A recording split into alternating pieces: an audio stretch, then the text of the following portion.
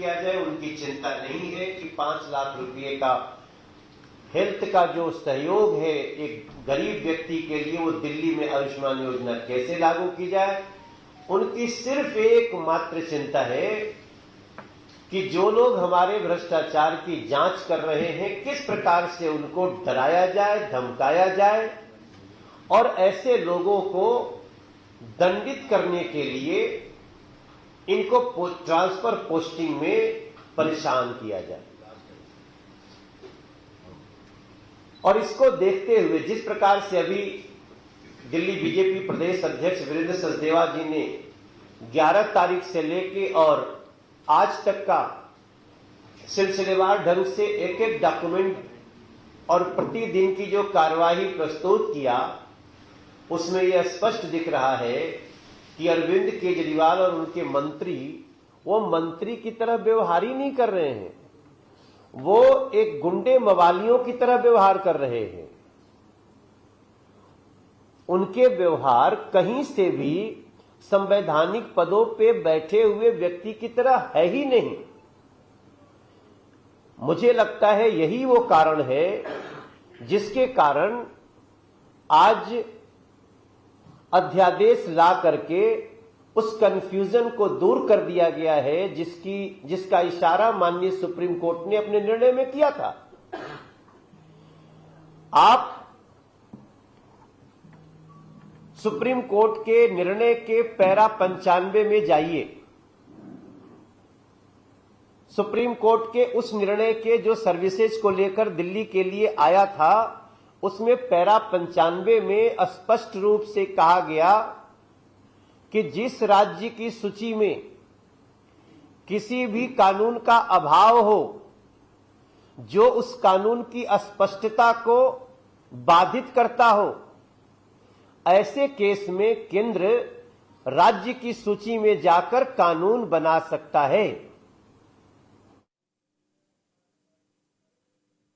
भास्कर के पास चलते हैं। भास्कर, अभी मनोज तिवारी कह रहे थे कि एक कंफ्यूजन थी, उस कंफ्यूजन को दूर किया गया। सुप्रीम कोर्ट के फैसले के बाद क्या कंफ्यूजन बाकी रह गई थी?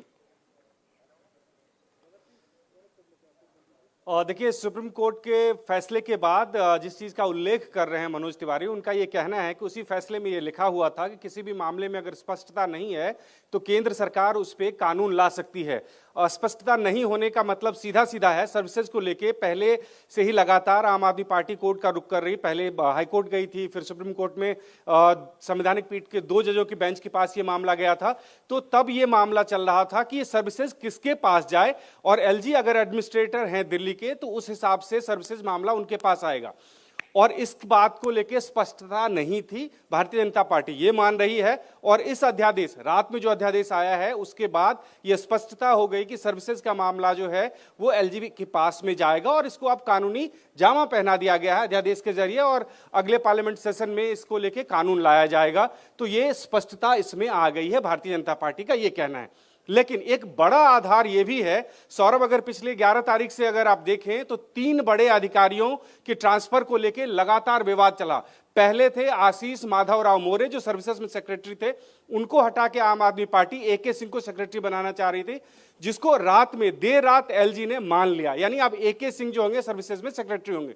दूसरे अधिकारी थे राजशेखर विजिलेंस में सेक्रेटरी थे, और उन्होंने ये सीधा सीधा आरोप लगाया कि रात के 9:30 बजे उनके दफ्तर को खुलवाया गया और सुबह 3 बजे तक फोटोकॉपी करवाया गया जो भी डॉक्यूमेंट्स थे, और उसमें ऐसे डॉक्यूमेंट्स थे जो कि सीएम हाउस के निर्माण में जो अनियमितता के आरोप लगे हैं उसकी जांच चल रही है।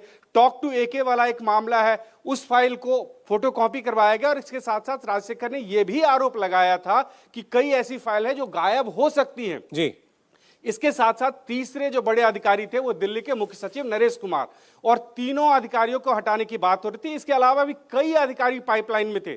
सुप्रीम कोर्ट के फैसला आने के बाद आम आदमी पार्टी ये कोशिश कर रही थी, खासकर दिल्ली सरकार ये कोशिश कर रही थी कि तमाम जो अपने प्रिय अधिकारी हैं उनको सही जगह पर रखा जाए। सर्विसेज के ऊपर में सबसे ज्यादा विवाद इसलिए हुआ कि आशीष मोरे इस मामले को आगे ले गए। उनका यह कहना था कि सिविल सर्वेंट जो होते हैं, जो आईएएस अधिकारी होते हैं, उनको तय समय से पहले अगर हटाते हैं तो सीएसबी में जाना पड़ेगा, सिविल सर्विसेज बोर्ड में जाना पड़ेगा। उसमें गया ये मामला, उसके बाद ये मामला फिर एलजी के भास्कर। पास गया था कि इसको स्वीकार कर लें। आम आदमी पार्टी को ये लग रहा था कि इसमें बहुत समय लग रहा है। 2 दिन बाद में फिर से एक बार धरना हुआ और आखिरकार कल देर रात इसको मान लिया गया। चले, तो ये विवाद बढ़ रहा था और अब जब ये ऑर्डिनेंस आ चुका है तो मामला पूरी तरीके से अब एक बड़े राजनीतिक विवाद में उलझा हुआ है। हालांकि कानूनन अब फिलहाल ऐसा लगता नहीं कि इसमें आम आदमी पार्टी कुछ ज्यादा कर सकती है। बहुत शुक्रिया भास्कर आपका। इंडिया टीवी हर वक्त हर जगह डाउनलोड करने के लिए सर्च करें India TV news Google play store या ऐप स्टोर पर।